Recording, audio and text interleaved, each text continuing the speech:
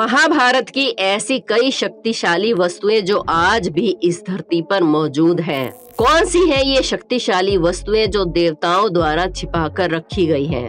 भारत देश को योग, ध्यान, आध्यात्मिक रहस्य और चमत्कारों का देश माना जाता है। वेद, पुराण, रामायण और महाभारत में ऐसी हजारों घटनाक्रम और वस्तुओं के बारे में वर्णन मिलता है जिन पर आधुनिक युग में आज तक शोध जारी है। और आज हम आपको महाभारत में छिपाई गई ऐसी कई शक्तियों के बारे में बताने वाले हैं।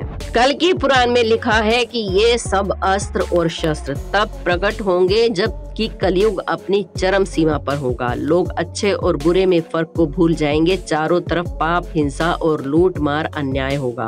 तब इस कलयुग का अंत करने के लिए भगवान विष्णु कल्कि अवतार में प्रकट होंगे और सभी पापियों का अंत करेंगे।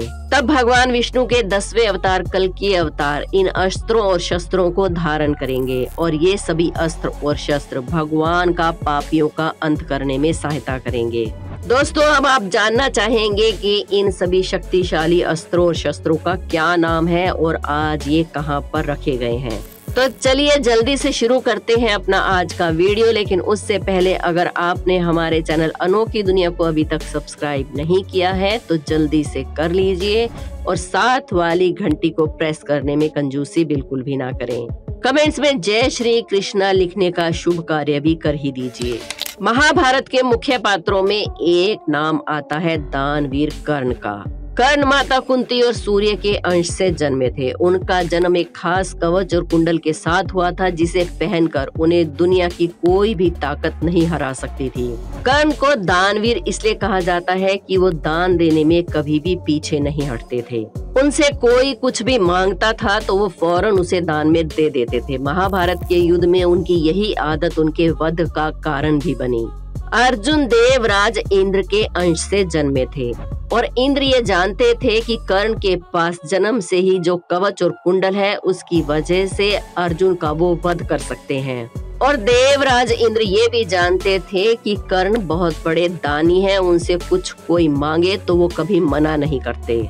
इसीलिए उन्होंने कर्ण से उसके कवच और कुंडल मांगने की योजना बनाई और वेश बदलकर उसके पास पहुंच गए। सूर्य देव इंद्र की इस योजना को पहले से जानते थे और उन्होंने कर्ण को इसके बारे में सावधान भी किया था। इसके बावजूद भी कर्ण अपने वचनों से पीछे नहीं हटे और देवराज इंद्र के मांगने पर उन्हें अपने कवच और कुंडल दे दिए। आपको बता दें कि जब महाभारत का युद्ध चल रहा था तब श्री कृष्ण के इशारे पर अर्जुन ने कर्ण का वध कर दिया और कवच और कुंडल न होने की वजह से उसके प्राण चले गए।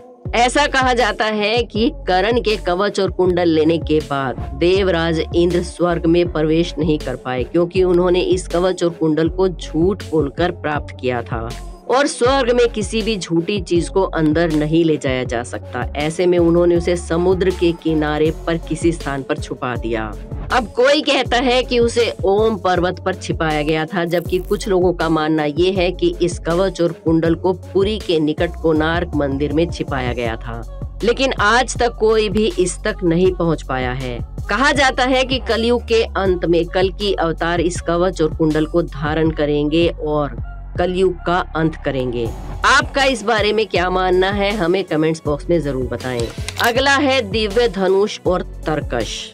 दधीचि ऋषि ने देश के हित में अपनी हड्डियों का दान दिया था। उनकी हड्डियों से 3 धनुष बने, पहला गांडीव, दूसरा पिनाक और तीसरा सारंग।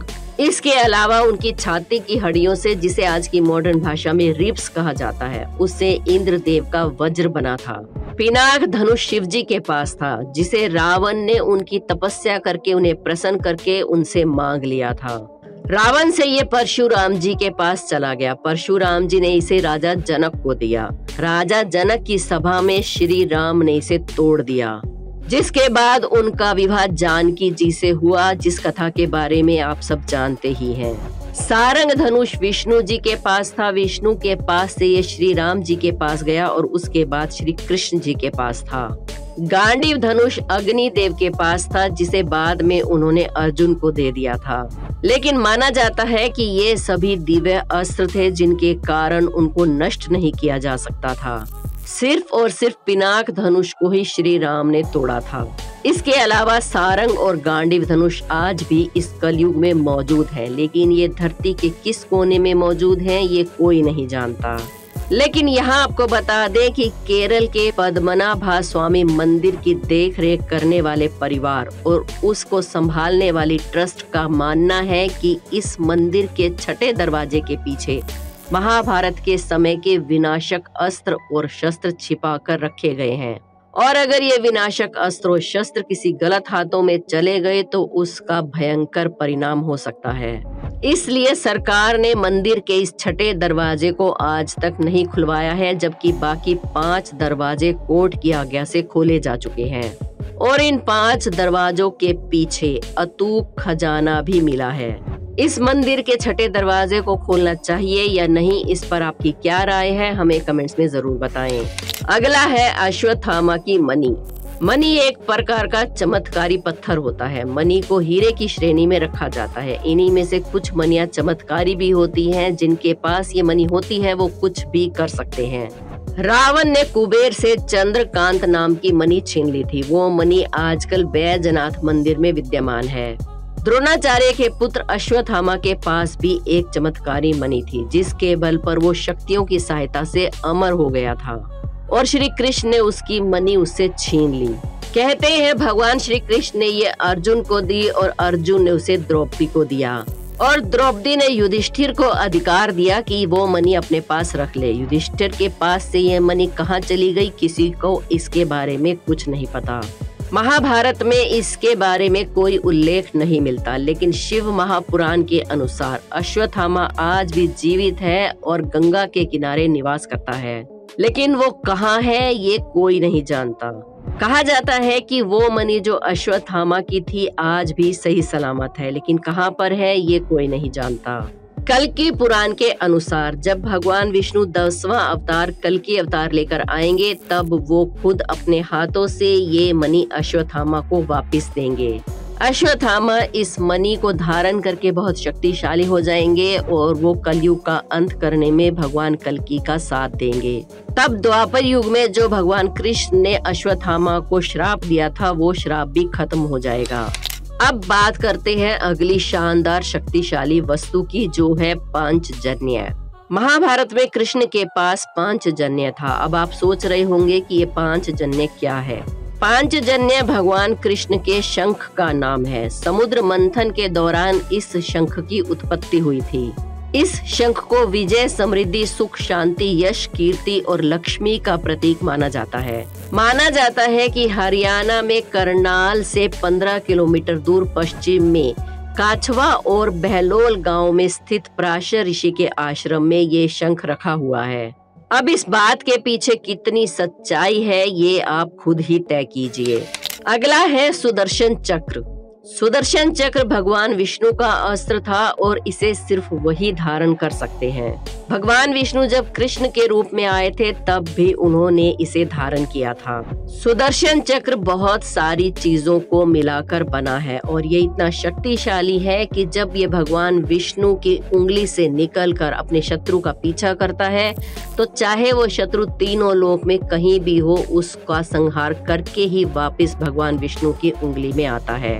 कहा जाता है कि द्वापर युग में जब श्री कृष्ण ने अपनी देह को त्यागा था, तब सुदर्शन चक्र वहीं धरती में समा गया था।